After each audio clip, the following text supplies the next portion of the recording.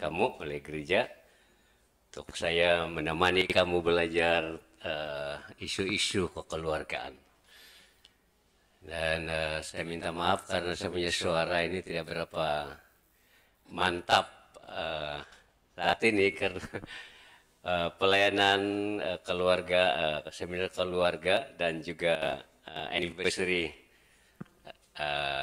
ramai-ramai pasangan di SIB Bahagia Sepitang minggu lalu. Lepas sesi ketiga saya punya suara hilang dan sampai 2 hari baru keluar kan saya punya suara itu. Jadi puji Tuhan, saya harap saya punya suara boleh bertahan sampai besok. Jadi saya tidak mau teriak-teriak lainnya untuk mau ekonomi sedikit suara, tapi memastikan kamu tidak akan tertidur juga lah, bersemangat. Oke. Nah, tajuk yang saya mau bawa kita belajar pada sesi yang pertama ini adalah membina keluarga Kristen. Ada istilah membina keluarga, ya banyak keluarga, tapi kita zoom, kita fokus pada keluarga Kristen ya, yang berkenan kepada Tuhan. Oke, puji Tuhan. Nah, kalau kita baca seluruh Alkitab dari awal sampai akhir, baik dari Kejadian, kemudian Perjanjian Baru, kita lihat bahwa Tuhan sangat melihat keluarga itu sangat-sangat penting. Dan kalau kita lihat masa penciptaan pun, Tuhan cipta segala sesuatu yang diperlukan orang. Selepas semua karena cipta, baru dia cipta manusia. Dan selepas dia cipta manusia, dia tempatkan di satu taman yang sangat indah. Dan dia memberi mandat kepada keluarga. Dia memberkati dulu itu keluarga. Lepas itu diperintah untuk beranak cucu. Dan selepas itu mereka berkuasa, mereka memelihara ciptaan Tuhan yang lain. Nah, itu awal daripada keluarga. Dan pada akhir Perjanjian Lama kita melihat satu kali lagi melalui Nabi Maleaki memberitahu bahwa ibu bapa dan anak-anak mereka mesti bersatu hati. Kalau anak, orang tua dan anak-anak tidak satu hati, tidak ada tidak ada kesatuan atau mereka, apalagi kalau anak sudah mulai tinggalkan ibu bapa dan tidak menghormati ibu bapa, maka bumi ini boleh kena kutuk. Kalau menurut kitab Maleaki, bumi ini boleh kena kutuk kalau keluarga hancur. Di dalam Perjanjian Baru, waktu Tuhan memperkenalkan karya penyelamatan bagi manusia, dia melalui family. Jadi itulah sebab ada Maria, Yusuf, dan Yesus lahir melalui family ini. Lepas itu kalau kita lihat kitab Wahyu, di kitab Wahyu, waktu Yesus datang ke dalam dunia kedua kali, dia digambarkan sebagai mempelai laki-laki. Gereja adalah mempelai perempuan. Satu gambaran sebuah keluarga yang indah. So, sampai sekarang kita melihat, bukan saja di dalam Alkitab, tapi orang-orang yang pakar tentang kemanusiaan dan tamadun dan sebagainya, mereka membuat kajian. Ada satu, saya lupa nama dia, tapi dia membuat kajian tentang 8 tamadun yang hancur. Nah, termasuk Yunani, kerajaan Yunani dan sebagainya, mereka hancur. Kenapa? Karena mereka selidiki. Setiap kehancuran sebuah kerajaan ini dimulai dengan keretakan dan kehancuran keluarga. So, kembali kepada kita juga, gereja pasti juga akan hancur kalau family hancur. So, itulah sebabnya gereja apabila kita menganjurkan seminar seperti ini, dan bahkan saya mencadangkan supaya dari masa ke masa kasih khotbah tentang kepentingan keluarga. Keluarga mesti ajar, ya, orang Kristen mesti diajar tentang kepentingan keluarga. Okay? Ya, keluarga, kalau kita tidak ajar keluarga bagaimana menjadi keluarga Kristen yang baik, kita lihatlah kan musim waktu COVID itu 2 tahun itu. 2 tahun lebih. Orang kena kurung, suami istri, anak kena kurung di rumah. Sepatutnya itu adalah peluang untuk membangun family, bersekutu, berindah, mengalami kegembiraan dalam keluarga. Karena bukan terpaksa, dipaksa. Tinggal di rumah sama-sama. Tapi rupanya kalau menurut itu laporan Perdana Menteri masa itu, ya, Ismail Sabri itu 70 lebih ribu suami istri hancur. 10 ribu lebih non muslim, yang lebih itu orang Islam. Yang 10 ribu non muslim itu kita tidak tahu adakah SIB di situ. Tapi yang penting di sana bukan yang non muslim. 10 ribu lebih, banyak juga itu. Dalam pemandangan Tuhan, satu keluarga hancur pun sudah cukup banyak. So, inilah peluang bagi kita sekarang ini untuk kita kasih kuat family kita. Bagi saya dan istri memang kami rasa terpanggil untuk buat ini, sebabnya minggu lalu kami di Spitang, minggu ini di sini, dan harian kami di Haba. Mereka buat anniversary ramai-ramai yang betul-betul mereka rayakan itu anniversary.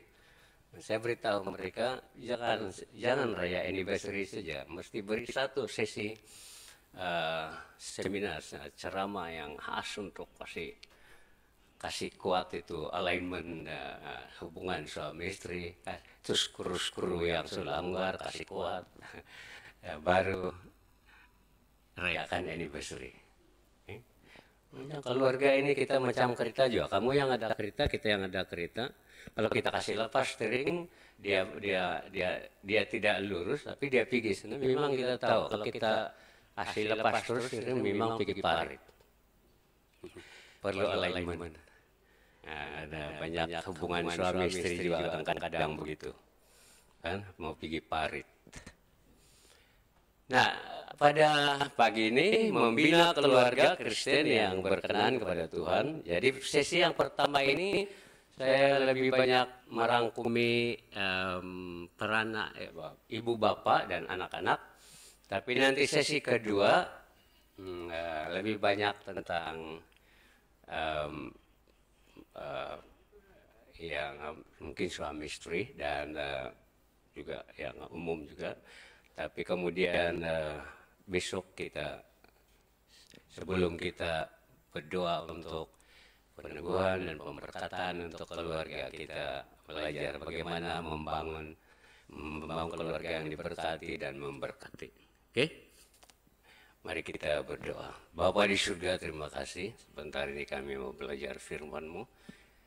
Dan khas untuk beberapa prinsip Alkitab yang ada kaitan dengan membangun keluarga kami. Dan kami berdoa Tuhan supaya Engkau sungguh-sungguh menolong kami supaya kami melihat keluarga kami dalam mata Tuhan sendiri, dalam pandangan Tuhan, dalam perspektif Tuhan. supaya kami benar-benar membina sebuah keluarga yang berkenan kepada Tuhan. Terpujilah Engkau ya Tuhan, terima kasih karena kebaikan dan kesempatan ini. Di dalam nama Tuhan Yesus kami sudah berdoa. Amin. Oke, mari kita lihat 2 Samuel 23. Hari ini kita ada kemudahan WhatsApp dan ada itu PowerPoint. Semua 3 sesi ini ada PowerPoint, saya kasih dia.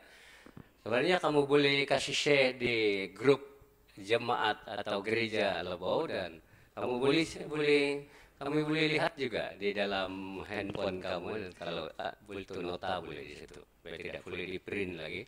Boleh lihat buka di dalam handphone kamu juga, tapi ada di sini boleh lihat juga lah, ada screen di sini boleh langsung sana. Oke. Next slide. Oke, dalam 2 Samuel 23, Allah Israel berfirman, Gunung batu Israel berkata kepadaku, apabila seorang memerintah manusia dengan adil, memerintah dengan takut akan Allah, ia bersinar seperti fajar di waktu pagi, pagi yang tidak berawan, yang sudah hujan membuat berkilauan, yang sesudah hujan membuat berkilauan rumput muda di tanah. Ayat 5, bukankah seperti itu keluargaku di hadapan Allah, sebab ia menegakkan bagiku suatu perjanjian kekal, teratur dalam segala-galanya, dan terjamin sebab segala keselamatanku dan segala kesukaanku, bukankah dia yang menumbuhkannya. Ini pengalaman raja, ini adalah kata-kata Raja Daud di hampir akhir hidupnya, dan dia membuat kesimpulan terhadap keluarganya. Kita kenal Raja Daud kan, dia bukan orang sempurna juga. Dia pernah jatuh, dia pernah kan banyak juga masalah di dalam keluarganya. Tetapi secara keseluruhan, dan dia melihat bagaimana Tuhan pimpin keluarganya, akhirnya dia katakan begini, ini ayat 4 ini dia mengibaratkan bahwa familinya seperti fajar atau matahari yang baru terbit pada waktu pagi. Kemudian waktu itu tidak ada berawan, artinya dia cerah, betul, cerah, dan selepas itu ada hujan. Kemudian selepas hujan berkilauan rumput muda di tanah. Itu memberi gambaran keadaan keluarganya. Lalu dia bilang, bukankah seperti itu keluargaku di hadapan Allah? Sebab dia telah membuat perjanjian kekal bagiku. Dan perjanjian itu tidak ada yang boleh menggugat, mengguncang lagi. Itu. So, ini adalah satu pengalaman Raja Daud. Dia lihat sesuatu yang indah dalam keluarganya karena Tuhan membantu dia. Oke. Nah, pertanyaan kita next kita lihat, bolehkah kita membangun keluarga yang berkenan kepada Tuhan, atau bolehkah kita membangun keluarga bahagia di tengah-tengah dunia seperti sekarang ini? Kalau kita, oke, next slide, oke. Kadang-kadang ada perasaan begini, rumah rasa panas dan semakin tak sekepala dengan pasangan. Coba ada pengalaman begitu, macam itu rumah sepatutnya tempat yang paling indah, tapi dia rasa panas, tidak sekepala dengan pasangan. Serumah tapi buat hal masing-masing, tak kurang berbual dan bergurau. Nah, dulu baru bercinta dulu dan lepas kawin mesra. Nah, sekarang baru lama macam malah dengan anak pun tidak dapat bercakap dan semuanya. Pasangan dah berubah, datang macam dulu, dia bilang. Itu pun antara lain, dia cakap pengalaman. Kemudian selalu bergaduh tentang anak karena cara didikan berbeda. Istri cakap A, suami cakap B, menyebabkan anak keliru dan sukar didisiplinkan. So anak pun bingung. Nah, mama cakap E, bapak cakap E, itu mama cakap E, bapak cakap B. Anak pun bingung. Nah, pasangan macam anak sulung, dia bilang. Kata itu apa maksud anak sulung? Macam yang tidak tahu lah. Mana ya, siapa yang rajin? Anak bungsu kah anak sulung? Tapi dia bilang, pasangan macam anak sulung, dia bilang letihnya bila pasangan tak boleh diharap dan tak membantu dalam mengurus keluarga. Ya macam kalau merasa seperti itu, pasangan dia tidak dia bilang tidak boleh diharap. Dia bilang, oke. Jadi ini kalau kita lihat di mana-mana, ini bukan di dalam film saja, ini boleh lihat suasana begini. Nah, ada orang begini, tapi saya rasa di Lebo ini tiada ini kan. Nah, jadi jemaat di sini tidak ada pengalaman begini ini. Amin enggak? Kenapa tiada amin? Amin. Kalau tiada amin artinya kamu biasalah dengan keadaan ini ya. Itu biasa kan, kita semua mengalami itu kan. Nah, kalau kita lihat lagi dalam dalam alasan mengapa ada satu lagi laporan di dalam surat kabar dulu saya nampak. Oke, coba next slide. Dia bilang 3 case perceraian bagi setiap jam. Ini teruk kan? Itulah sebabnya udah susah. Tapi ini sekali lagi ini bukan laporan yang keluarga Kristen lah. Jadi biasanya mereka laporkan keadaan mereka, jadi kita nampak di surat kabar. Alasan sebab mengapa mereka bercerai adalah tidak tunai tanggung jawab, itu satu. Tiada persefahaman, kawin muda, ketagihan dada, campur tangan berlebihan mertua, curang, suami buka cawangan, keperluan seksual tidak terpenuhi, berjauhan terlalu lama. Ini dikesan menjadi penyebab, dan pasti ada lain-lain lagi. Ini dikesan menjadi penyebab keretakan hubungan suami istri di sebelah sana. Kira-kira ini boleh terjadi juga kah dalam keluarga Kristen? Sama tua, kan? Jadi kan ya. Terjadi juga kan di dalam keluarga Kristen. Tidak tunai tanggung jawab. Tiada persefahaman. Benar kan? Kawin muda biasa ketagihan dada.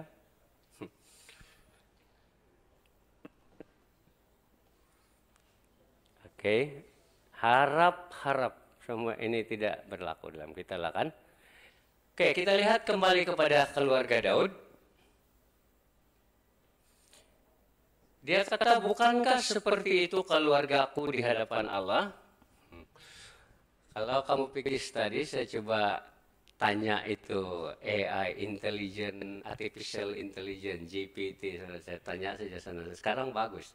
Dengan pertanyaan dengan itu, ya, terus saya bilang, boleh beritahu tentang keluarga Daud? Terus terus apa masalah, apa cabarannya keluarga Daud? Apa dia punya apa pelajaran dari keluarga Raja Daud? Ada semua di sana, dia kasih tahu. Senang saja lihat.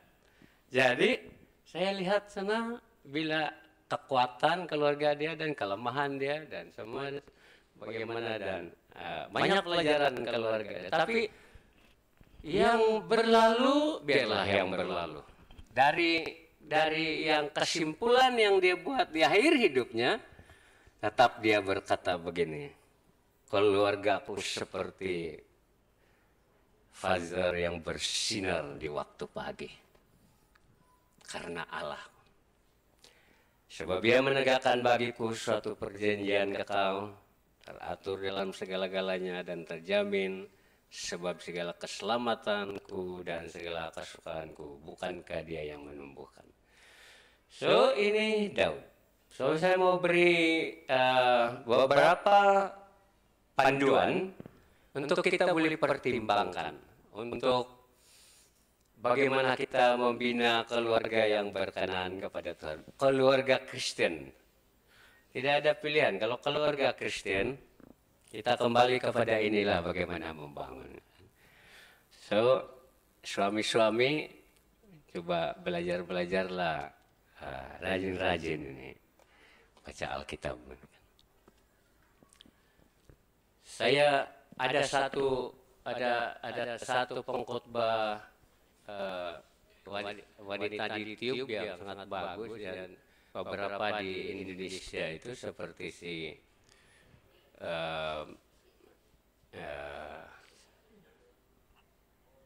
Henny semua, dan ada satu tuh, dan dia tiap kali dia ada macam kasih ceramah, dan saya lihat siapa yang pergi tengok, rupanya ada orang Buddha, ada orang Muslim, ada orang Kristen, pasti orang Kristen, tapi ada yang Hindu, dan mereka enjoy dengar dia punya khotbah tentang keluarga. Rupanya lalu mereka lihat, jadi rupanya ini ya dia memang kasih khotbah dari prinsip dari Alkitab. Dan waktu saya memperhatikan sendiri dalam bagaimana membangun keluarga, bagi saya tidak belajar dari bapak sendiri, dan ada adik saya sendiri, si Minin, dia pun tahu betul kami tidak tahu. Saya karena bapak kami meninggal dunia waktu saya 8 tahun, dia 7 tahun. Dan kami tidak nampak bagaimana seorang bapak, bagaimana membapai anak. Bagaimana menjadi bapak yang bagus, sebab dia akan meninggal dunia. Kami juga tidak pernah melihat bagaimana seorang suami mencintai istrinya. Itu kami tidak tahu, kami tidak nampak. Tetapi kelebihan sedikit dengan saya adalah dari kecil lagi saya minat tentang keluarga.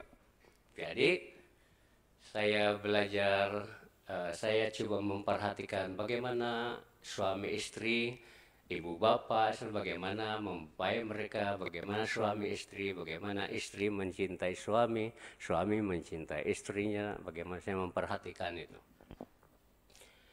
Jadi dari situ saya mulai lihat beberapa perkara, dan waktu saya sudah kawin sendiri, sebelum kami kawin, saya dan istri, kami belum waktu itu sebagai suami istri, kami guna betul-betul 1 tahun untuk mempersiapkan diri sebelum kami kawin.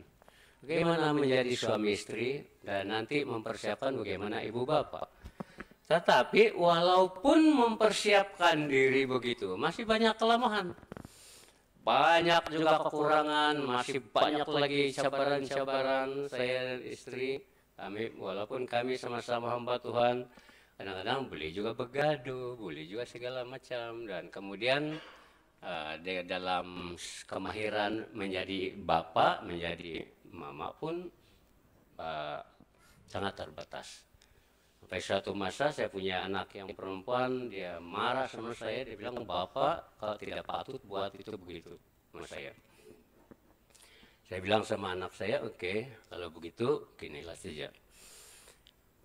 Saya pun tidak ada pengalaman menjadi bapak untuk seorang anak perempuan. Kaulah yang pertama ini." Jadi saya tidak ada pengalaman. Saya tidak ada pengalaman bagaimana menjadi bapak untuk seorang perempuan. Jadi menurut kau kalau ini apa yang saya buat itu tidak betul, menurut kau apa yang betul untuk saya perlu buat untuk kau?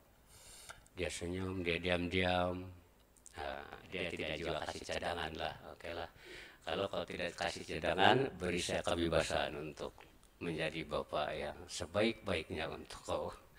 Jadi itulah antara lain daripada pengalaman yang kita pernah lalui. Nah, yang pertama yang saya perhatikan untuk dalam konteks Kristen, next, kita punya slide. Yang pertama adalah bina keluarga dengan hati nurani yang murni. Artinya bina kita betul-betul perhatikan kita punya hati dulu. Create in me a clean heart, oh God, dia bilang si Daud. Walaupun dia pernah jatuh dalam dosa, tapi dalam kerinduannya selalu dia tetap minta Tuhan mencipta hati yang bersih bagi dia. Jadi bina keluarga dengan hati yang nurani yang murni. Dalam 1 Samuel pasal 16 ayat 7, next. Tetapi berfirmanlah Tuhan kepada Samuel, janganlah pandang parasnya atau perawakan yang tinggi, sebab aku telah menolaknya. Bukan yang dilihat manusia, yang dilihat Allah. Manusia melihat apa yang di depan mata, tapi Tuhan melihat hati. Waktu Raja Saul perlu diganti oleh satu orang lain, dan Nabi Samuel disuruh oleh Tuhan untuk cari ganti. Dan dia pergi di satu keluarga dari Israel, dan selepas itu dia nampak semua anak-anaknya, dan ada yang handsome, ada tagap lagi, ada yang lain, tapi tiap kali dia jumpa yang 1, 2, 3 adik-beradik, tidak. Dia bilang, bukan mereka, kata Tuhan. Ada lagi kah kau punya anak? Ada, satu lagi, tapi soalnya ladang. Panggil dia. Coba kemudian karena panggil, lihatlah dia terus nampak Daud. Wah, inilah, ini dia, inilah dia. Mengapa dia dipilih? Rupanya dia ada kelebihan dari hatinya. Di hatinya aja lebih Pak. So, kalau kita lihat Bapa kita di surga pun, next, mengutamakan hati. Mengapa hati? Next. Dalam Amsal 4:23, jagalah hatimu dengan segala kewaspadaan, karena dari situlah terpancar kehidupan. So, rupanya dari hati kita. Walaupun kita punya otak ini diminta untuk diubah, dipersonal, ini otak kita ini, khususnya laki-laki ini sinonim dengan otak kuning. Kamu tahu gak itu otak kuning itu? Jarang ada otak merah. Otak kuning sama otak bersih saja. Kalau kuning itu dia bilang, nah itu otak kotor. Tapi yang saya lihat dari sini, dia bilang bukan dari kepala ini terpancar kehidupan, itu dari hati. Apa itu hati? Next. Kalau kita lihat, next slide. Dalam hati ada hati nurani. Dalam hati ada, di mana ini hati betul-betul? Mungkin sebelah sini kayak di hati ini, dia tahu kan? Di mana ini hati ini sebenarnya? Ini di sini. Ya, ada orang menjelaskan bahwa hati itu merangkumi ini dan di sini. Tapi ini otak, ini dari hati, dari hati. So, dalam hati ada hati nurani, itu yang berfungsi sebagai hakim dalam diri kita dan dapat mengadili tindak tanduk, sikap, serta pilihan kita. Nah, ini otak memikir buat pilihan-pilihan. Kalau kita jumpa ada pisang di depan sana yang sudah masak sana, kita mulai berpikir, saya mau ambil ini atau tidak? Saya mau pergi ambil atau tidak? Tapi bukan saya punya, dia bilang. Kalau saya mau ambil, saya sudah pencuri, itu di dalam. Tapi kemudian kalau tiba-tiba kau mau paksa juga itu, kau punya pendirian, mau langgar itu pendirian yang kau paham, akhirnya hati kau bilang, jangan kau buat. Kau berdosa. kau tidak tenang, kau tidak ada kegembiraan untuk melaksanakannya. So, hati ini kita itu berfungsi menjadi hakim dalam diri kita. Tapi kebanyakan kita langgar itu arahan hakim. Akhirnya kita menyesal sendiri, kan? Nah, next.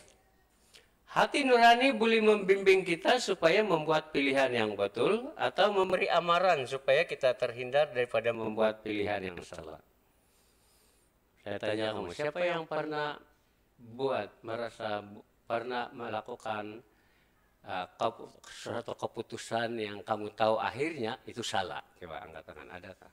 Dan menyesal kemudian, adakah pengalaman? Oh, yang bagus-bagus ya kamu ini. Itu tidak mengaku.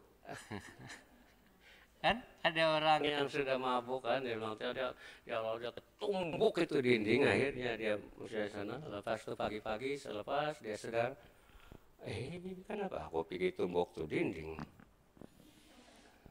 Nah, ada lagi yang dulu kami pergi menginjil, kawan-kawan menginjil sana di sebelah di Kaliangau. Terus itu satu kena tanya, yang kena Injil pemuda, dia bilang, lingkaran manakah? Abis dalam 4 hukum rohani itu ada 2 lingkaran, satu yang bukan Kristen, satu yang Kristen. Jadi lingkaran manakah yang mencerminkan kehidupan? Dia bilang, lingkaran Kaliangau, dia bilang. Akal betul, lingkaran Kaliangau, bukan itu dijawab. Akhirnya waktu kawan saya pergi melayani di penjara, dia jumpa itu orang masuk penjara. Memang nakal itu orang tuh. Jadi kalau tanya, kau menyesalkah menjadi orang nakal? Itu orang menyesal. Tapi pertanyaannya, apakah tidak pernah hatinya menghakimi dia? Don't do that, don't do this. Jangan buat ini. Tapi dia langgar, dia punya arahan hatinya. Nah, oke, next kita lihat lagi. Jika pilihan yang baik dibuat, hati nurani kita akan merasa tenang. Jika pilihan yang buruk dibuat, kita akan disiksa oleh hati nurani yang dibelenggu rasa bersalah. Oke, next. Saya beri buat ini ilustrasi. Seorang pelaut, artinya orang yang selalu di laut, mengemudikan kapalnya, bawa kapalnya mengharungi lautan yang luas. Jadi ada seorang yang bawa kapal, mengharungi lautan yang luas. Ada satu lagi seorang pengembara merintasi sebuah padang gurun yang terbiar, yang luas.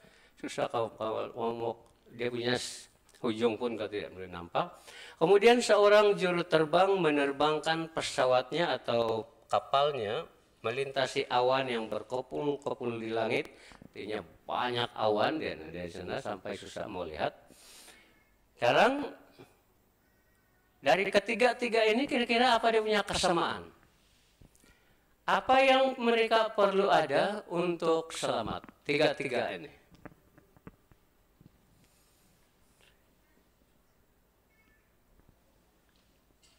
Pengalaman? Apa lagi?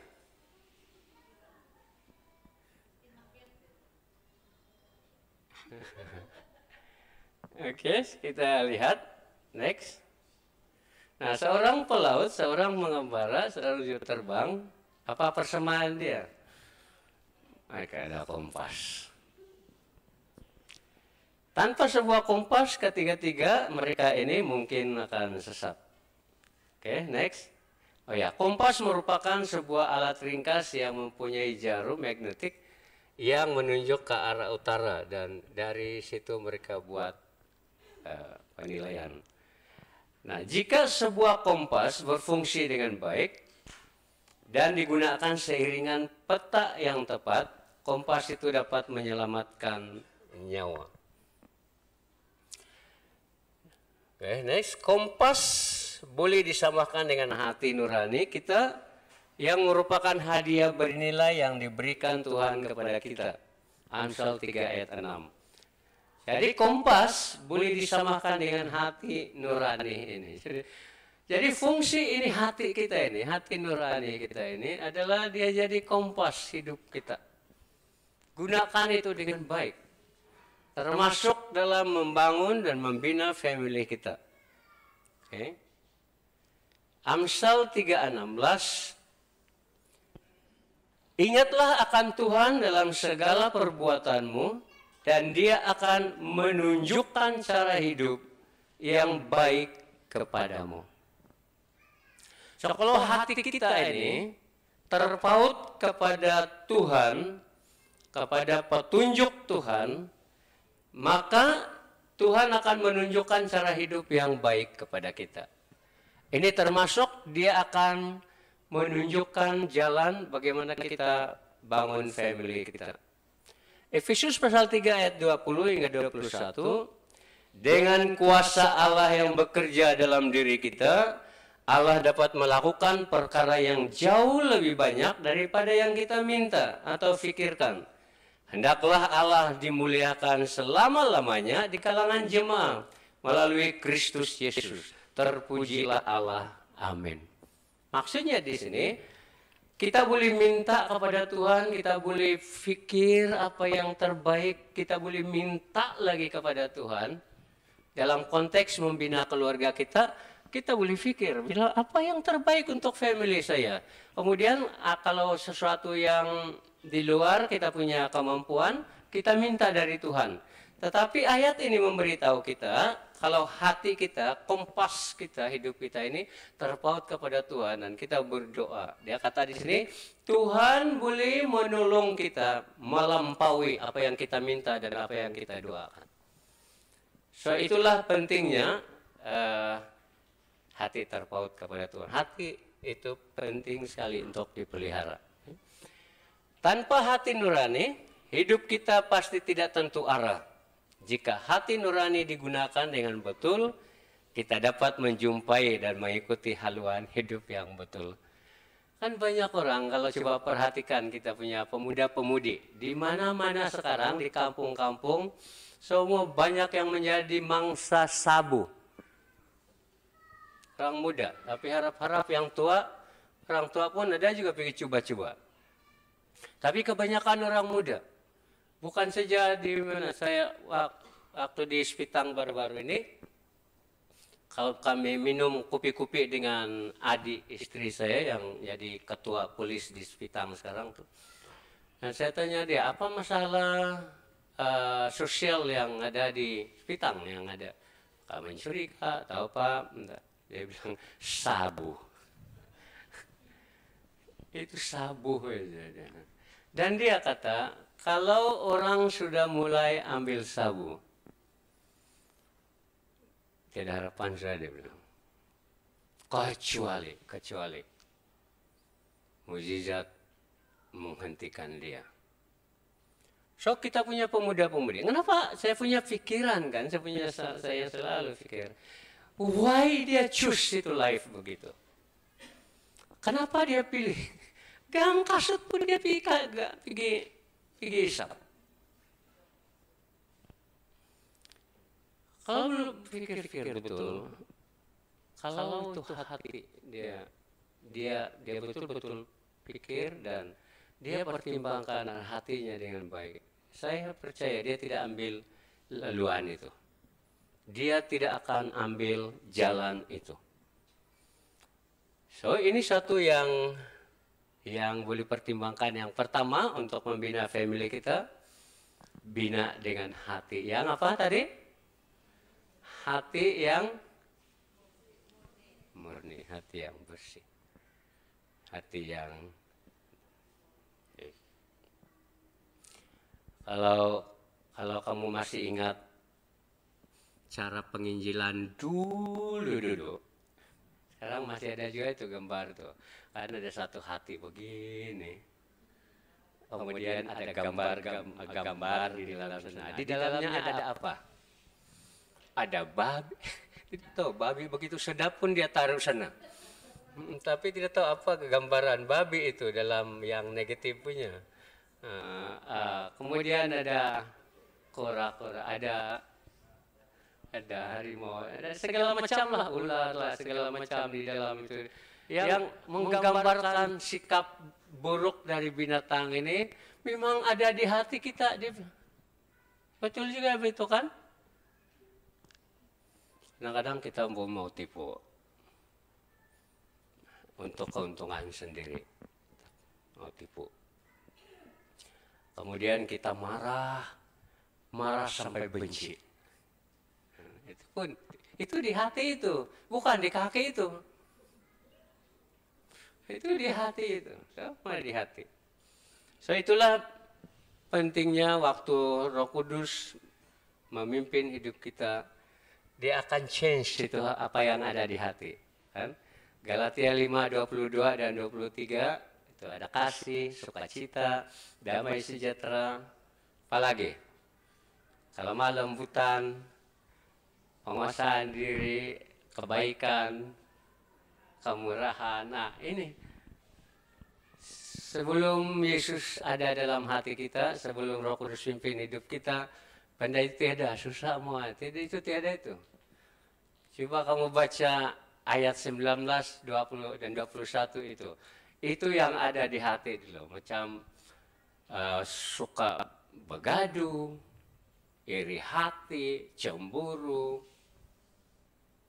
apalagi. Sebut sajalah semua yang tidak bagus itu ada di situ. Dan harap-harap tiada sudah itu di sekarang kan? Amin enggak? Amin kawan pastor? Ya gitu. Tapi kalau kita yang driver ini tidak drive bagus-bagus di jalan raya, tiba-tiba ada orang pup.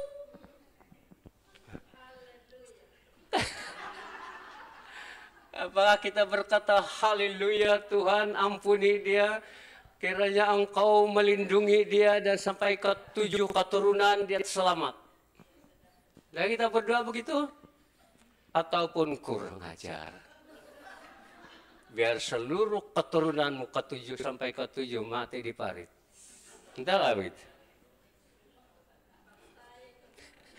Itu ada. Jadi itu semua itu di hati itu. Dan kalau ini masih lagi seperti itu ada membangun keluarga, itu tidak heran lah. Sikit-sikit kita marah sama anak, sikit-sikit kita marah sama istri, sikit-sikit kita marah dengan. Nah itu ya. Jadi keluarga dalam family masih lagi ada ditandai dengan kemarahan. Kenapa? Itu hati tidak terpelihara. Oke? Nomor 2, bina anak-anak dengan kasih. Salah satu tugas penting dalam keluarga ialah membesarkan anak-anak. Suami istri bahagia pasti menjadi ibu bapak yang baik. Coba kita lihat. Next. Khususnya untuk bapak, kan kalau kita lihat teologi keluarga, bapak walaupun bukan karena kemampuan dia untuk menjadi ketua keluarga, tapi Tuhan yang menempatkan dia menjadi ketua dalam keluarga. Tidak pilihan. Jadi istri tidak boleh jadi ketua kecuali suami sudah mati. Selagi suami masih ada, suami itu ketua. Tidak boleh 2 kepala dalam satu keluarga. Kan? Hanya suami saja. Kedudukan istri adalah dia penolong. Dia bantu suaminya menjadi leader. Jadi secara khusus yang memberi peranan penting dalam membangun keluarga ini adalah suami itu, bapak itu. Kalau kita lihat di dalam Alkitab, suami itu menggambarkan satu raja. Dalam raja artinya pemimpin. Tugasnya adalah memastikan keamanan ekonomi dan memastikan kesejahteraan di keluarga itu. Tapi sebagai dia juga bukan sekedar pemimpin, dia juga nabi dalam keluarganya. Nabi itu maksudnya dia mewakili Tuhan di hadapan familinya. Dalam artinya kalau nabi itu dia akan paham ini firman Tuhan, dia tahu apa yang patut dia ajar, dia beritahu kepada keluarganya. Kemudian dia bukan nabi saja, dia juga melaksanakan fungsi imam. Imam itu adalah mewakili keluarganya di hadapan Tuhan.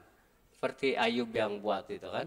So nabi itu mewakili Tuhan di hadapan keluarga, imam mewakili anak-anaknya, keluarganya di hadapan Tuhan. Dan selalu memastikan bahwa dia punya keluarga itu sentiasa macam selalu mereka ingat Tuhan. So kasih karunia dengan demikian dalam membina keluarga, maka kita bawa itu kasih karunia Tuhan, kasih grace itu. Nah, itu apa itu? Nipu hawang lah dusun tuh, nipu hawang kan grace anugerah. Baru-baru ini kan orang menerima datu lah dan sebagainya. Tetapi itu penganugerahan di situ. Mereka diberi karena mereka berkhidmat sudah, mereka ada buat sesuatu. Termasuk Francis Landong pun sudah datu sudah. Dan apa yang dia buat dalam apa sumbangan dia di dalam Kali Bambang? Apa sumbangan dia dalam sesuatu? Dia dengan mensejahterakan rasa di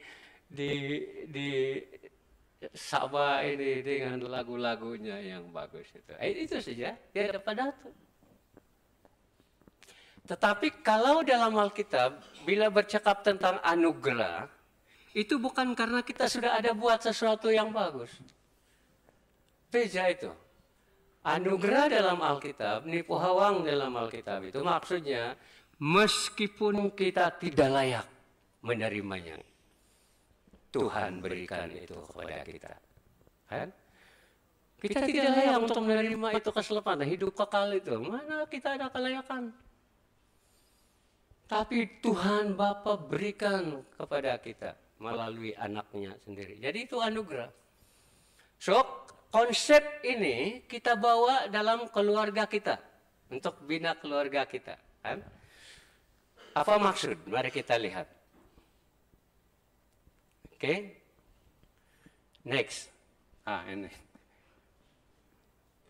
Apa ini? Aramaitika ini apa? Oke. Ini contoh lah kan. Biasa juga lah sih kayak ini dulu belum bertobat kan ini. Nah dia ini kalau di tangan saja pun surut besar. Di sini lagi ini harimau. Biar ya pula-pula itu. Tahu. Ini sudah tahu itu mau kasih kontekstualis saja lah untuk ini 10:3 atau apa mana.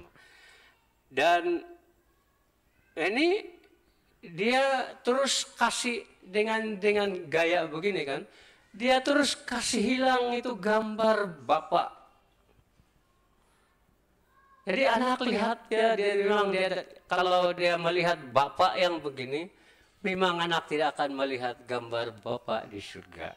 Sedangkan kita ini dicipta segambar dengan Tuhan. Amin enggak? Iya, kita dicipta segambar dengan Tuhan. Tetapi banyak bapak dan kadang-kadang ibu juga dia kasih rusak itu gambar bapak di surga. So akhirnya anak dia tidak mau melihat bapak, dia tidak mau melihat bapak. Kalau bukan pasal dia perlu duit, dia tidak perlu bapak. Dia tidak perlu mama. Sebab dia tidak nampak lihat itu gambar itu, kan? Tapi mari kita lihat supaya kita ubah itu gambar. Oke. Bagian E, ada berapa ini? Saya kasih gambar apa sudah? 10. Oke. Saya kasih cepat-cepat jalan di sini ya. Yang penting nanti kamu boleh cek balik itu nota di grup kamu nanti akan di-share di situ. Oke. Yang pertama adalah dalam membina keluarga memang memerlukan kekuasaan dan kepimpinan. Ada satu orang pemimpin berkata, kekuatan, kekokohan sebuah organisasi sangat ditentukan oleh kepimpinan. Nah, ini kekuasaan dan kepimpinan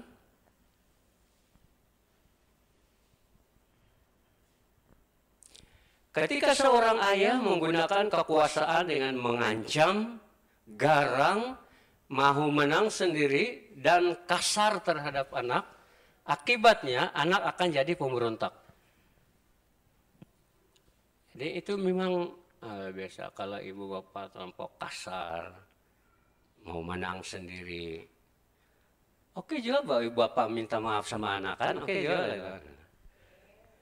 Boleh kata. Kamu setuju gak itu? Bapak, mama minta maaf sama anak. Oke juga kan? Bahkan kita tidak akan kehilangan kita punya maruah kan? Minta ampun di depan anak. Tapi kalau kita terlampau garang, mau menang sendiri, tidak mau minta maaf, kasar terhadap anak-anak, memang ini dia punya by produknya, dia punya akibatnya adalah memang anak akan menjadi pemberontak. Tetapi kalau kita bawa kasih karunia surgawi, bawa dalam family kita, artinya dia itu akan memberi perlindungan dan pemeliharaan kepada anak-anak kita. Maksudnya ini, kasih karunia itu begini.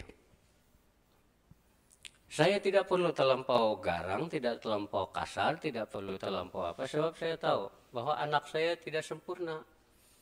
So saya beri peluang laluan kepada kasih karunia, nipu hawang untuk saya bimbing anak. Dan biar kemudian kau layani dengan baik. Yang kedua, kepercayaan. Membina keluarga pun menuntut kepercayaan ini juga. Seorang anak sangat percaya dan bangga kepada bapaknya, tetapi seringkali bapak ingkar janji dan mengecewakan. Nah, siapa bapak-bapak atau mama di sini yang pernah janji anak tapi tidak ditaati? Ya, adakah angkat tangan? Ya. Oh, ada juga kah? Ada anak-anak di sini yang menjadi mangsa janji terang bulan, ada kah? Dari saya punya anak perempuan di dalam ini bapak ini janji terang bulan, maksudnya janji tidak dipenuhi. Nah, akhirnya waktu masa sudah bilang sibuk. Nah, juga. Sedangkan anak bila diberi janji, mereka akan mengharapkan itu sampai masa itu. Kan kita pun tidak suka karena kasih janji terang bulan oleh YB. Kan? Waktu masa pilihan raya dia tanding lagi, kita akan ungkit. Ini tidak boleh diharap. Tapi kadang-kadang kita ibu apapun buat itu dengan anak-anak kita. Cuma apa boleh buat, tidak pilihan raya dalam keluarga. Jadi dia akan menjadi bapak sampai akhir hayat, menjadi mama akhir hayat. Jadi tidak yang perlu diganti. Cuma mereka tidak akan menghormati. Secara diam-diam mereka tidak respect. Oke, nah dan kalau kita lihat, bila seorang anak bila terjadi seperti itu, akibatnya adalah anak menjadi ragu-ragu dan tidak percaya kepada bapaknya atau mamanya. Sedangkan dengan kasih karunia, Allah committed untuk menepati janjinya. Baik, kalau kita belajar dari Tuhan, dari Bapa surgawi kita kan, dia luar biasa. Dia kalau dia janji, dia tidak akan ubah dia punya janji. Dia akan tetap dengan janji. Karena salah satu yang semua Tuhan boleh buat, kecuali satu. Apalagi yang Tuhan tidak boleh buat. Kira-kira, apa yang Tuhan tidak boleh buat? Berbohong. So, kalau dia berbohong, dia bertentangan dengan dia punya sifatnya sendiri. Bukan dia tidak boleh buat bohong kalau mau bohong, tapi dia tidak akan buat bohong. Oke? So, Itulah yang kekuatan kita. Kalau kita percaya kepada Tuhan, kita boleh berpegang pada janjinya. Saya sebagai ibu bapak, coba kita apply ini. Once you promise kepada anak-anak, penuhi itu sampai selesai, betul. Amin kah? Ya. Ada anak telepon bapaknya, perempuan. Jadi ada masalah sekolah saya. Bolehkah saya bercakap sharing dengan bapak? Oke, boleh. Tapi dia kasih tahu bila. Akhirnya tidak pernah jadi karena dia sibuk. Lepas itu satu masalah lagi. Jadi ada masalah saya boleh kasih. Sampai suatu masa bapak ini tidak pernah ambil masa untuk sharing dari hati ke hati dengan anaknya. Waktu dia menjadi remaja, dia bertemu dengan boyfriendnya laki-laki. Dan sekarang dia dapat mencurahkan seluruh hatinya kepada lelaki itu. Lepas itu dia mulai bersama dengan itu laki-laki. Itu bapak sudah rasa, Allah saya kehilangan anak saya. Akhirnya dia telepon dia anak dia. Halo. Bolehkah kita jumpa, kita boleh ambil masa untuk sharing? Saya bilang, Dedi tidak perlu sudah. Ada sudah yang mendengar suara hati saya. Nah, coba bayangkan. Kalau laki-laki itu bagus. Coba kalau dia buaya. Kalau dia biawak lagi. Mana yang lebih teruk? Buaya atau biawak? Buaya masih bagus juga karena dia satu kali serang boleh nampak terus tindakan dia. Biawak dua lidah dia begini. Tidak mana satu yang betul.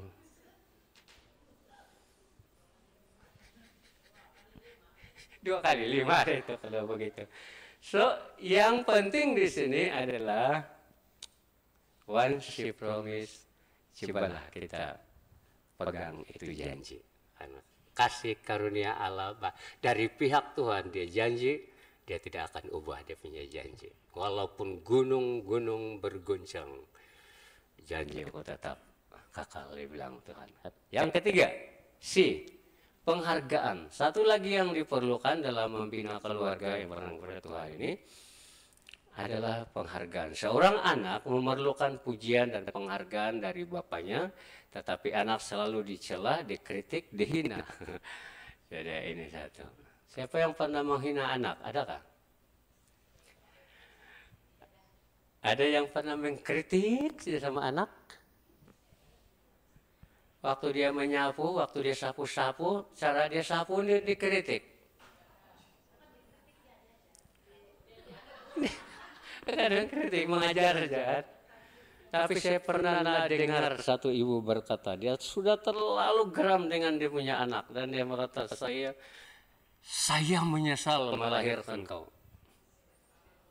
Bagus ya kasih setan sama kau waktu kau masih kecil lagi. Dan memang teruk. Anak itu, waktu dia mati, dia tidak boleh disinggahkan di rumah pun. Terus ke kuburan dari rumah sakit. Itu bukan pasal COVID. So, ini anak ini memerlukan appreciation, penghargaan. So, belajar lebih banyak menghargai itu anak. Anak menjadi, bahkan kalau anak mendengar bapaknya memuji mamanya pun, mereka sudah sangat gembira. Amin gitu anak-anak yang masih anak sini. Ada lagi anak sini ini. Ada lagi kan? Ada juga. Syukurlah anak, puji Tuhan, orang baik. Kan? Ada seorang bapak, tengah-tengah malam sudah dia di ruang tamu, dia puji dia punya istri dengan baik. Kemudian lepas itu dia pikir sudah anak-anak sudah tidur. Jadi dia cakap lengek. Dia suami-suami sini, masih kamu memuji istri kah? Yang masih bercinta dulu atau istri? Siapa yang mendapat dari masa ke masa pujian dari suami? Adakah? Satu. Wih, nah, siapa suamimu itu? Kamu belajar, bagus. Nah, kemudian ini suami ini dia memuji istrinya. Terus pintu kena buka. Ada satu anak dia keluar. Dan rupanya dia dengar dan dia keluar dan dia peluk bapaknya. Dia bilang, "Daddy, thank you, terima kasih karena engkau masih mencintai mama saya." Wah, nah, dia mendengar penghargaan mamanya dihargai pun sudah membuat dia bahagia. Apalagi dia sendiri kalau dihargai. Okay? Jadi penghargaan itu penting. Sedangkan dengan kasih karunia kita dapat terima, patut kita terima seorang tanpa syarat. Okay? Itu kasih karunia Tuhan itu dia membuat kita sanggup terima orang lain tanpa syarat. Kemudian satu lagi disiplin. Ini satu lagi yang sangat penting. Next. Yang ini perlu untuk membangun keluarga Kristen juga adalah seorang bapak sering menerapkan disiplin yang keras, suka memukul ketika anak melakukan kesalahan. Memang ibu bapak memang boleh rutan anak bahkan. Masih bolehkah rutan anak sekarang? Kalau rutan anak dan ada jiran nampak dan mereka rasa sembarangan rutan, mereka boleh pergi lapor tuh. Kan? Kalau sekarang punya. Tapi dalam konteks parenting kita, membina keluarga anak-anak kita, boleh kita urutan nggak anak kita?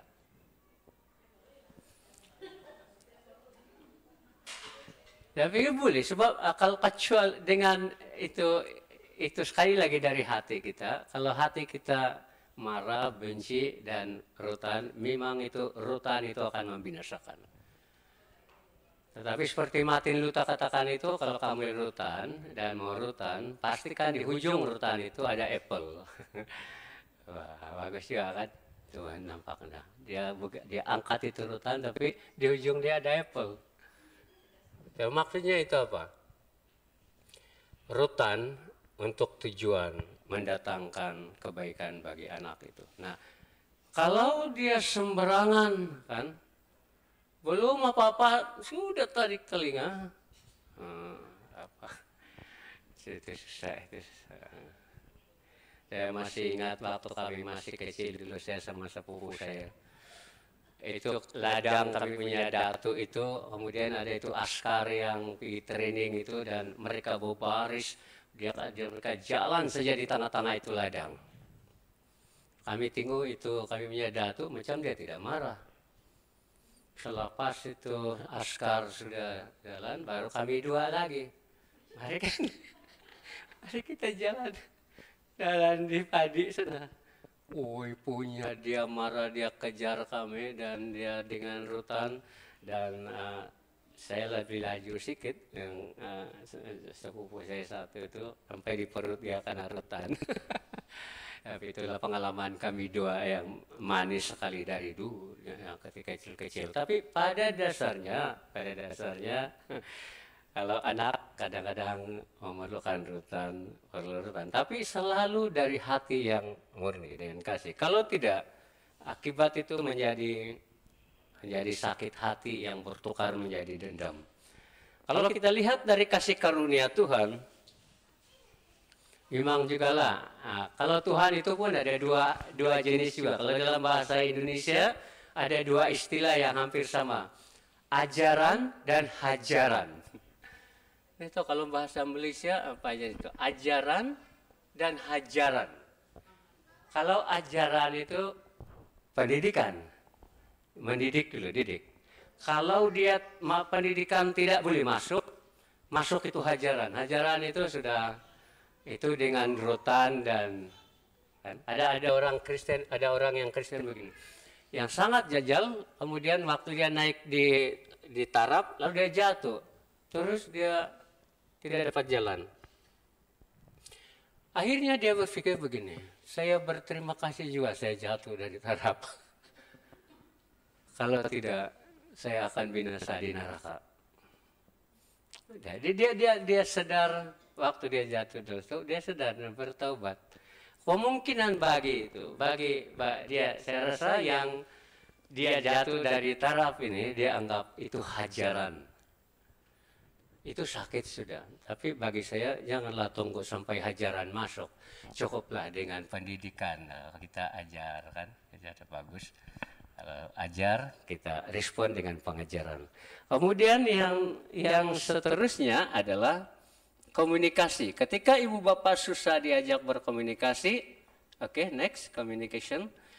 Ketika ibu bapak susah diajak berkomunikasi, akibatnya anak menghadapi kesukaran untuk berdoa. Sedangkan dengan kasih karunia Allah, dia rindu bersekutu dengan kita. Okay.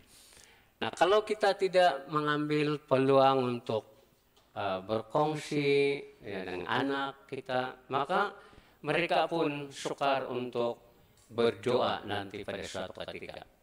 Oke, sedangkan Tuhan itu betul-betul rindu berkomunikasi dengan kita. Kemudian seterusnya, ini kasih, sebenarnya kasih tanpa syarat, tapi tidak.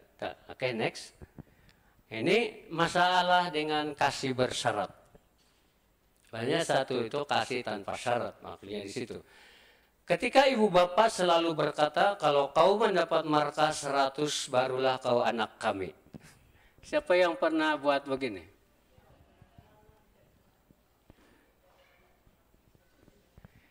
Kalau 100% markah, kamu ikut itu anak, pergi ambil itu reportkan.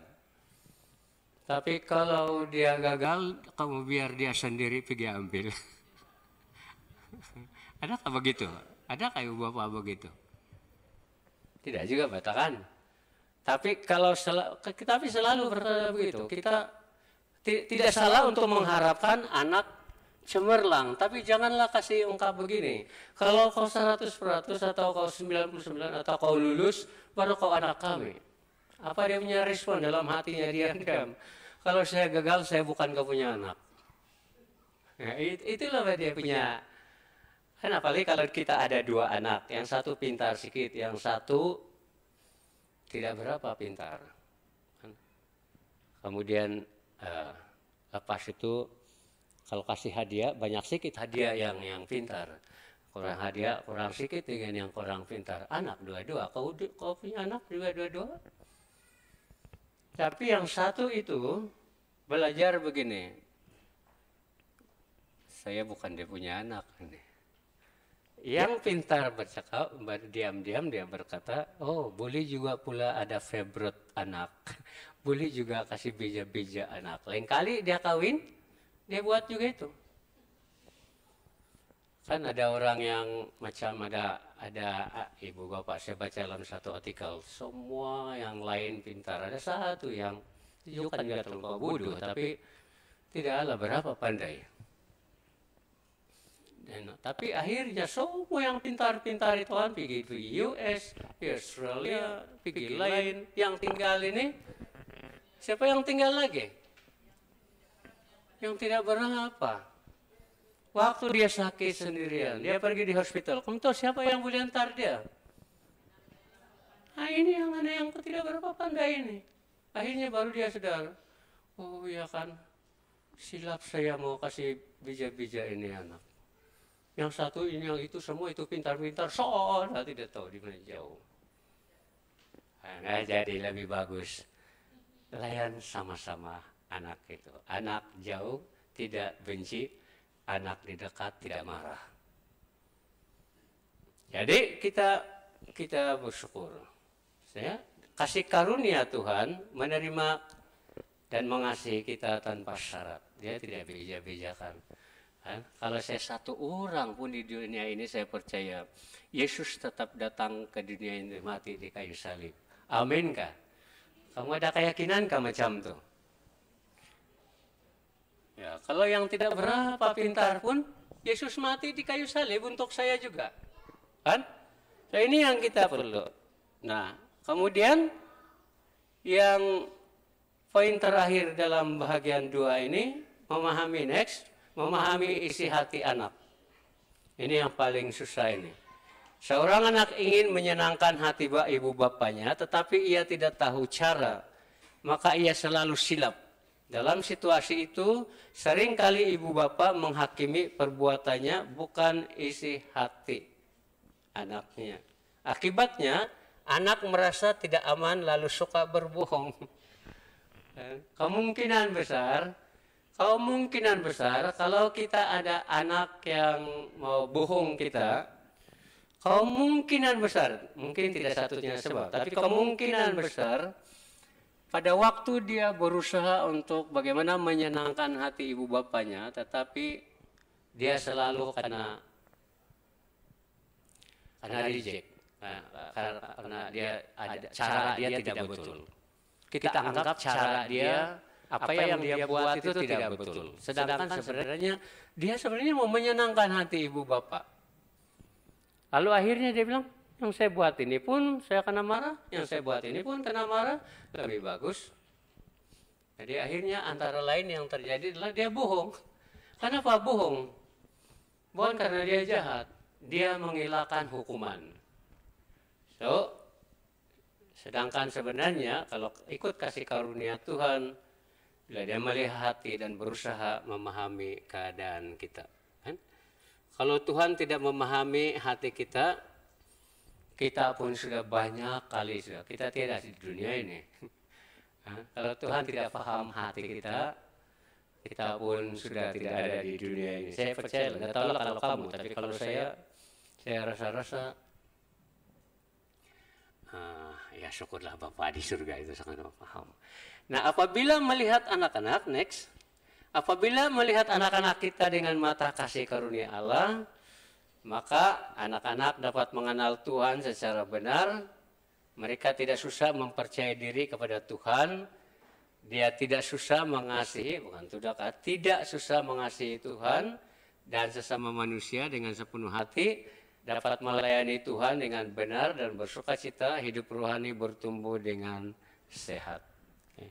So, ini adalah antara lain yang kita boleh pertimbangkan. Dan yang terakhir adalah bina keluarga untuk berharap kepada Tuhan. Mazmur 33 ayat 18, sesungguhnya mata Tuhan tertuju kepada mereka yang takut akan Dia, kepada mereka yang berharap akan kasih setianya. Coba kita baca sama-sama lagi, 1, 2, 3. Sesungguhnya mata Tuhan tertuju kepada mereka yang takut akan Dia, kepada mereka yang berharap akan kasih setianya. Okay. So, pengharapan itu penting. Maka kita lihat gambar-gambar di bawah ini. Okay, next.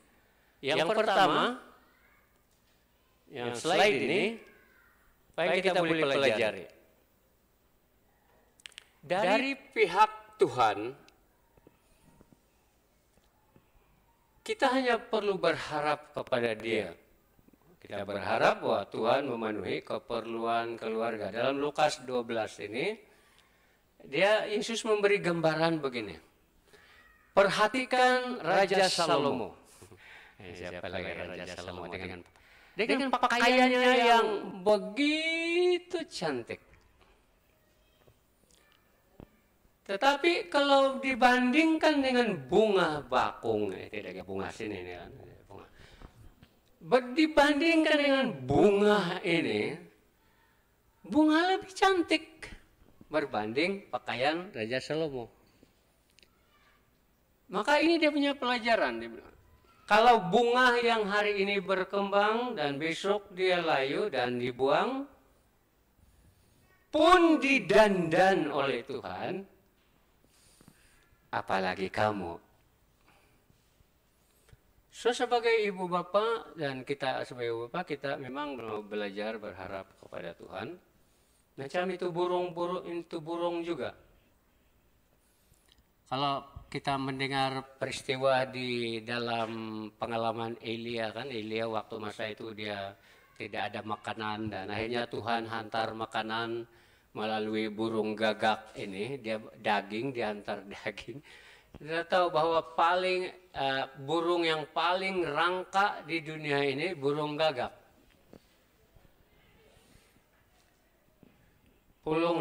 paling rakus.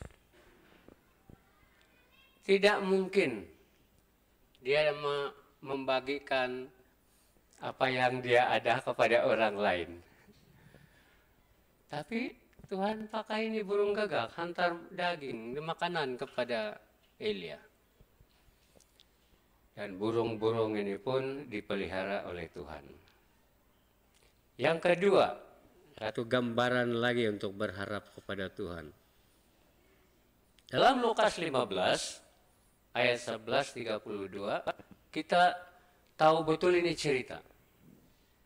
Ada seorang bapak, di sini dia tidak sebut mama, tapi dikasih silent itu peranan mama di situ, tapi ada seorang bapak. Lepas itu ada seorang anak bungsu, dia berkata kepada bapaknya, "Bapak, berikan saya kepada semua saya punya warisan. Milah nu petungkusan untuk tahaka kasih sama saya." Lalu bapak rileks saja, dia kasih saja. Dia kasih, lepas itu dia ambil semua hartanya, dia jual, dia dapat duit, dan dia pergi merantau di tempat lain. Saudara tahu apa yang dia buat waktu dia masa di perantauan?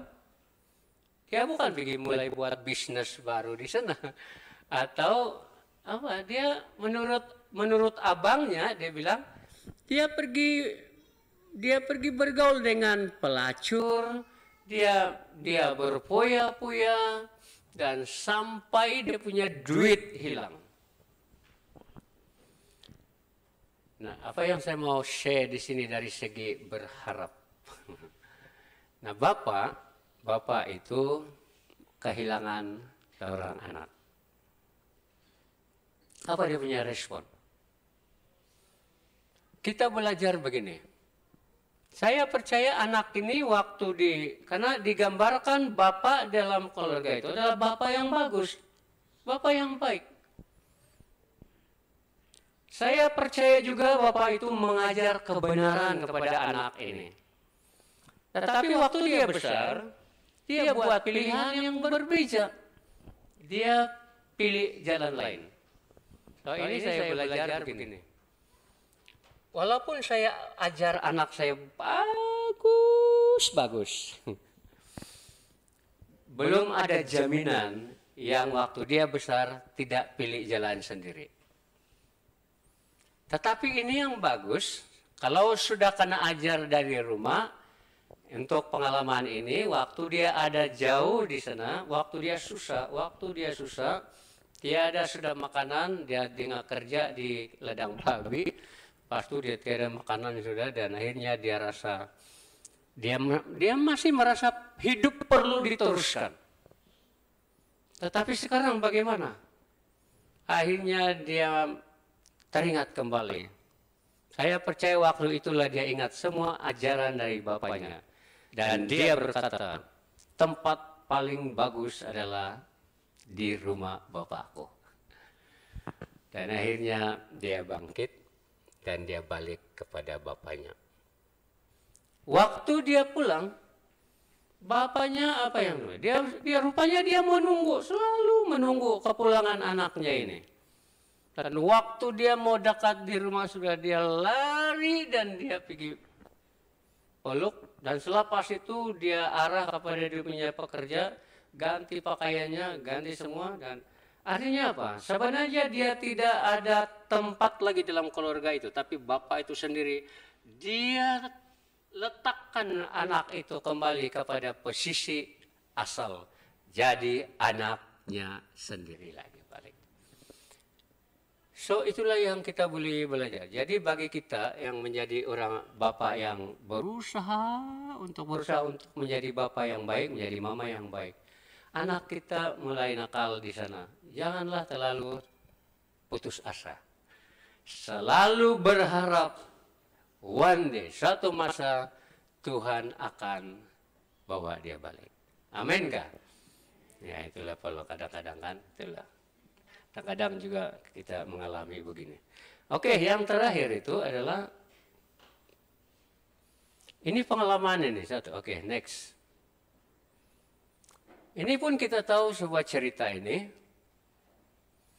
Di Yohanes 8 ini, ada seorang wanita yang kedapatan apa itu, tangkap basah. Apa itu tangkap basah itu? Maksudnya mereka wanita itu di apa ini melakukan yang tidak baik, tapi yang tidak adilnya itu wanita saja dibawa, laki-laki tidak kena bawa.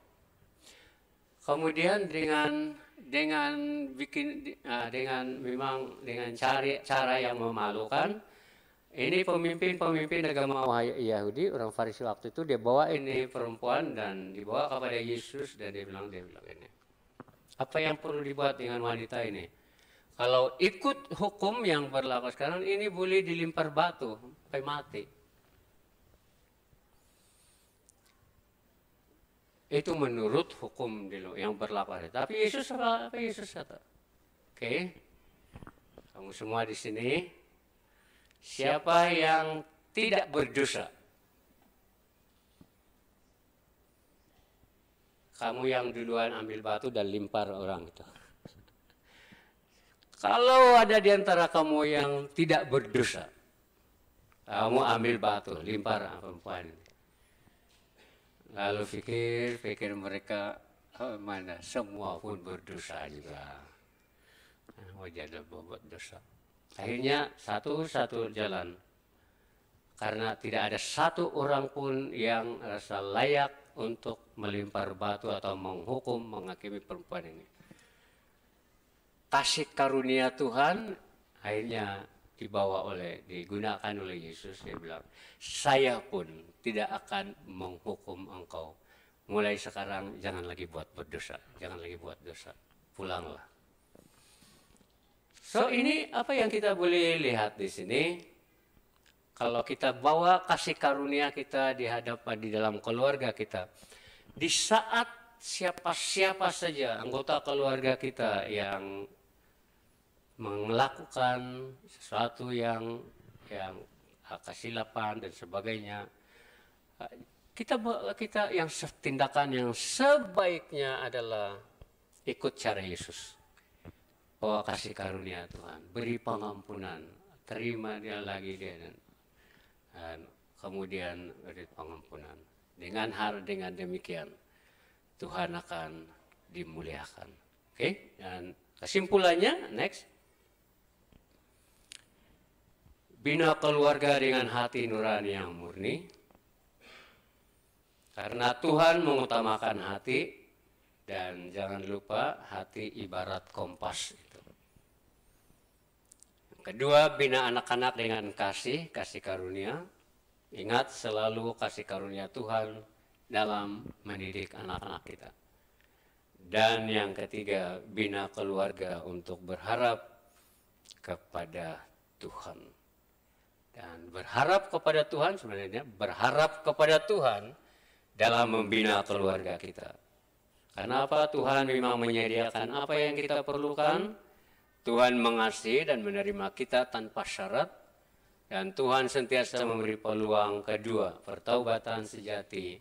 Itu sangat penting. Amin. Puji Tuhan. Dan kiranya apa yang kita sudah pelajari ini memberi sedikit membuka pikiran kita untuk lihat kembali family kita dari segi perspektif firman Tuhan. Supaya kita tidak sembarangan layan atau tidak sembarangan urus keluarga kita, tapi kita mengurus keluarga kita dalam pikiran yang memuliakan Tuhan. Puji Tuhan, mari kita berdoa. Oke, mari kita berdoa dan ambil masa ini untuk mendoakan sendiri. Berdoa untuk family kita, keluarga kita. Mana-mana yang perlu kita perbaiki dari segi apa yang kita sudah lakukan sebelum ini, perbaiki. Apa yang kurang, kita berdoa minta Tuhan memberi kita hikmat. dan mana-mana yang menjadi ada yang pernah kita sudah lakukan yang tidak berkenan kepada Tuhan terhadap dalam keluarga kita. Mari kita datang kepada Tuhan, merendahkan diri di hadapan Tuhan, dan serahkan dan minta ampun kepada Tuhan, dan berdoa supaya ada sesuatu yang baru lagi yang Tuhan akan lakukan dalam keluarga kita. Nah, kita percaya bahwa keluarga yang bahagia, keluarga yang berkenan kepada Tuhan akan menjadi aset gereja yang luar biasa dari segi kesaksian. Nah, banyak orang di luar sana ingin belajar bagaimana membangun keluarga yang berkenan kepada Tuhan. Oke, mari kita berdoa. Bapa di surga, terima kasih untuk kebaikan-Mu. Terima kasih untuk firman-Mu, terima kasih untuk peluang ini. Dan kami menyadari bahwa kami banyak kelemahan dan terbatas dalam bangun keluarga kami. Banyak kesilapan-kesilapan yang pernah kami buat, banyak yang baik yang kami belum tahu. Tapi kami bersyukur Tuhan karena pada hari ini sekali lagi Engkau mengingatkan kami melalui firman-Mu dan pembelajaran ini bahwa ada firman Tuhan yang dapat kami gunakan yang jauh lebih bagus daripada apa yang ditawarkan oleh dunia ini dalam membangun keluarga kami. Saya berdoa Tuhan, supaya setiap keluarga yang ada di sini, keluarga di jemaat, di gereja Isabella Bow ini, dan baik yang ada di sini maupun yang tidak sempat hadir hari ini Tuhan, saya berdoa supaya Engkau juga menerangi pikiran mereka, menguatkan mereka, memberkati ibu bapa dalam keluarga dan anak-anak mereka. Terpujilah Engkau ya Tuhan. Terima kasih Tuhan. Anak-anak yang sudah jauh Tuhan, kami percaya suatu waktu Engkau sendiri yang akan merangkul mereka, bawa mereka kepada. Terima kasih Tuhan, terima kasih. Engkaulah kekuatan kami. Di dalam nama Tuhan Yesus kami sudah berdoa. Semua yang percaya kita katakan amin. Puji Tuhan. Kita rehat sebentar. Terima kasih semua.